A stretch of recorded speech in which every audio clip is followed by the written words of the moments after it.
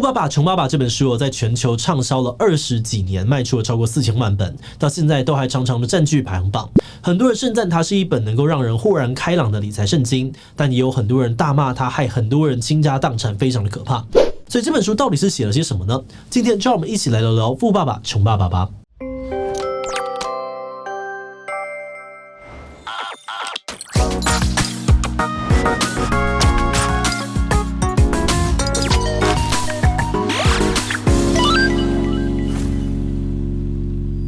Hello， 大家好，我是志祺。1997年，罗伯特清崎出版的《富爸爸穷爸爸》这本书，他透过有钱跟贫穷的两位爸爸来说明两种截然不同的财务价值观。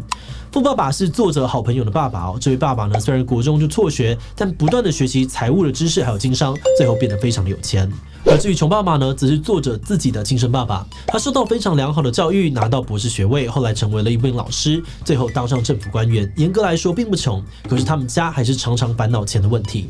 在这两位爸爸过世的时候呢，富爸爸留下了巨额的遗产，而穷爸爸则是留下了一些还没有付的账单。作者认为这两位爸爸都很勤奋，但两人之所以会有完全不同的财务状况，主要是因为价值观不一样。那作者出版了这本书之后，这20几年来正反的评价都非常的多。那今天我们会先来看看这本书里面到底写了些什么，最后再来看看那些批评这本书的人有哪些批评的论点。不过在开始今天的讨论之前，先让我们进一段工商服务时间。你会烦恼和伴侣的亲密生活缺少新花样吗？今天要跟大家介绍的一堂实用的线上课程，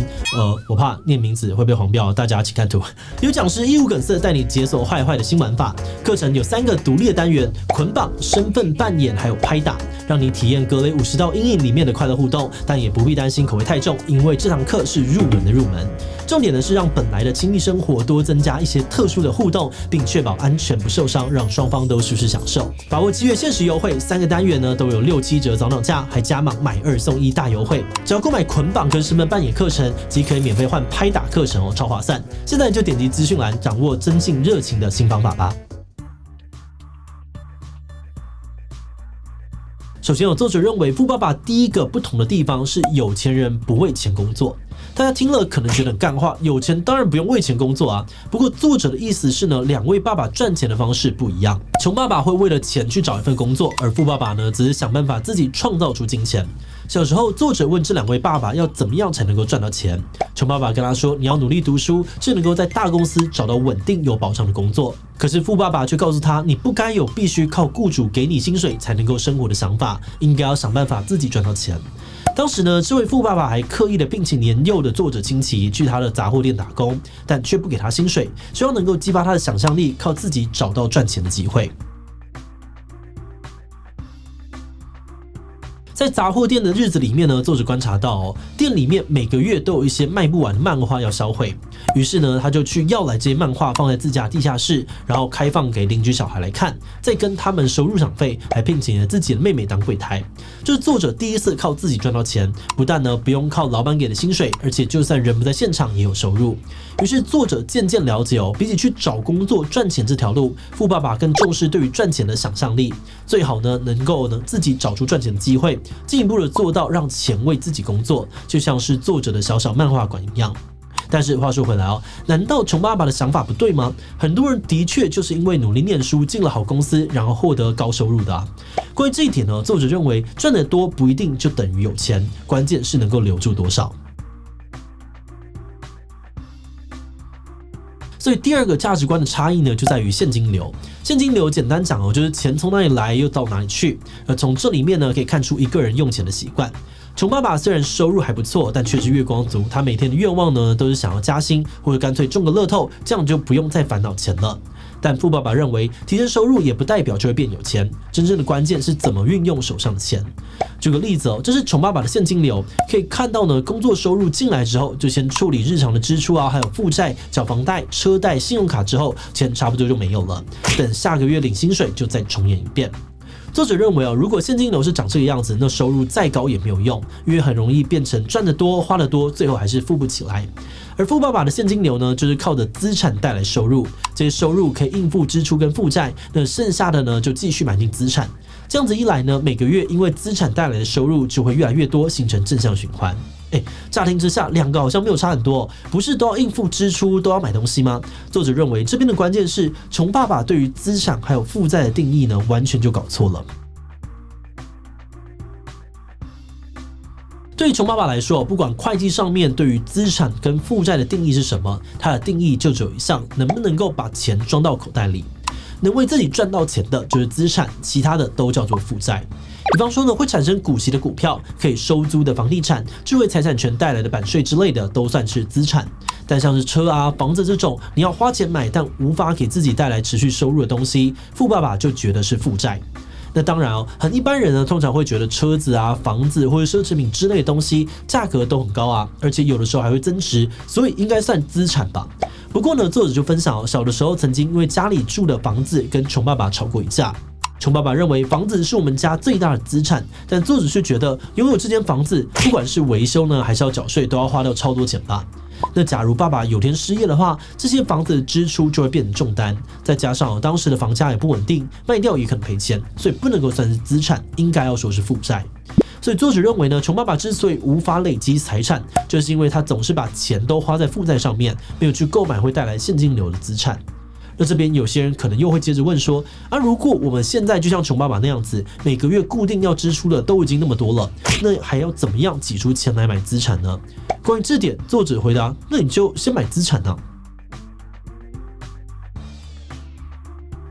书里面有讲到，真正区分有钱人、中产以及穷人的是他们的财务自律能力。这个自律呢，指的是能够抵抗诱惑，确保你的钱优先去买资产，也就是那些会带来现金收入的东西，而不是那些单纯想要的东西。那要做到这一点呢，就需要坚持先付钱给自己。比如说呢，在缴账单啊、还贷款这些日常支出之前，先把钱留给自己，拿去购买资产。但作者强调，这不是要大家不吃饭也不要缴钱哦，饭要吃，欠钱也要还，只是顺序不一样。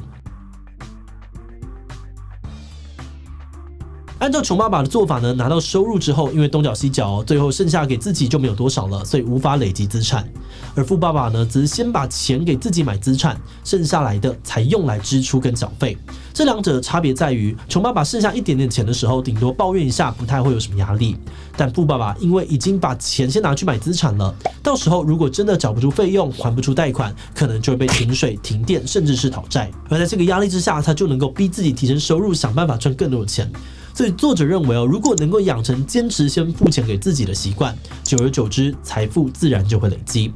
好的，那关于价值观的部分呢，我们就先讲到这里哦。接下来我们要来看看的是其他人对于这本书的其他评价。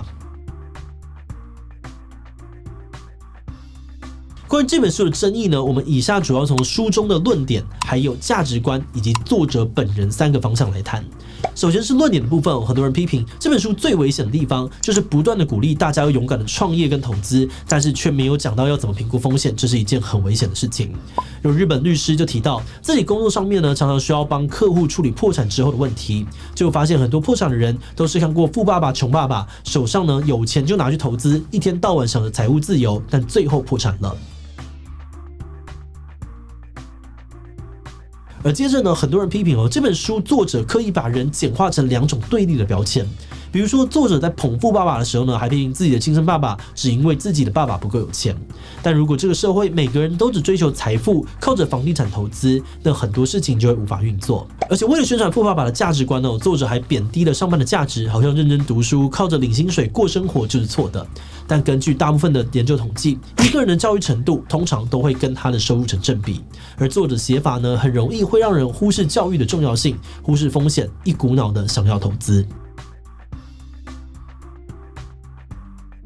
第3个争议主要是批评作者清崎本人，在这本书上市之后呢，被很多人当成是理财圣经，特别是某些直传销团体非常喜欢引述这本书的论点，你要追求的是梦想而不是金钱，不要为了钱工作，要让钱为了你工作。有人指控当年这本书之所以会越来越红，就是因为作者跟安利合作，透过相关团体的推广，才逐渐的打开知名度。所以他们认为呢，这本书后来成为了直销的话术圣经，让很多人只想要投机，作者也要负责。另外，也有人质疑作者的论述缺乏说服力。在出版这本书的1997年之前，金崎其实也不算富有，他是靠着《富爸爸》这系列的作品以及书籍带来的高知名度，吸引大家去买他的现金流桌游以及贵的理财课程才致富的。而且很多上课的学员还指控他的这些课程非常的没有料，只是讲一些皮毛，完全学不到什么东西。另外一方面，金崎也跟当初帮他推广《富爸爸》系列、帮忙卖课、卖桌游的合作公司闹翻，两边出现了分润纠纷。那在多年的缠讼过后呢，金崎败诉原本应该要赔偿$2000多万，但他选择直接让自己的公司破产，最后赔给对方的钱还不到1/10。很多人批评他这种付钱给自己的价值观非常的要不得。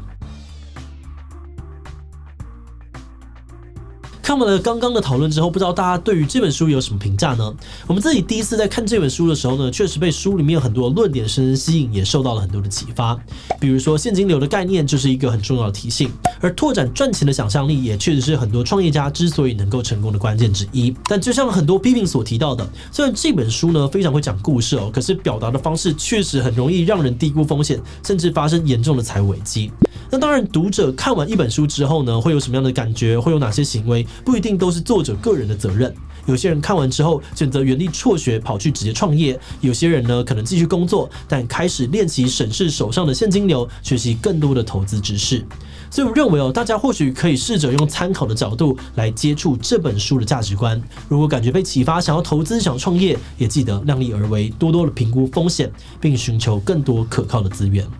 就像书里面自己也有说过，人最大的资产就是大脑，而我们认为呢，不断的学习或许就是对于大脑最好的投资了吧。好的，那今天的影片就先讲到这里那因为我们在投资理财方面称不上什么专家，所以如果今天有讲的不正确或是不够精准的地方，也欢迎大家踊跃的留言分享你的想法。而最后也想问大家，你认同作者提出的价值观吗？我觉得内容蛮合理的，会想要跟着做。B， 我觉得大致都合理，但总有一些地方感觉怪怪的。C， 我觉得这本书跟作者争议都太多，让我很怀疑他讲的话。D， 其他留言分享你的想法吧。最后，如果你喜欢今天的影片，欢迎放出去，让更多人知道富爸爸穷爸爸在讲些什么。此外，也可以点击这个地方看看狗屁工作跟直销的影片。那么今天的这一期就到这边告一段落，我们就明晚再见喽。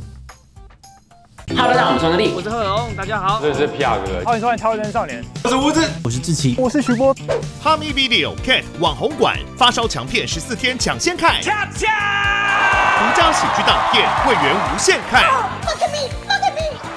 这帮烂人啊！他们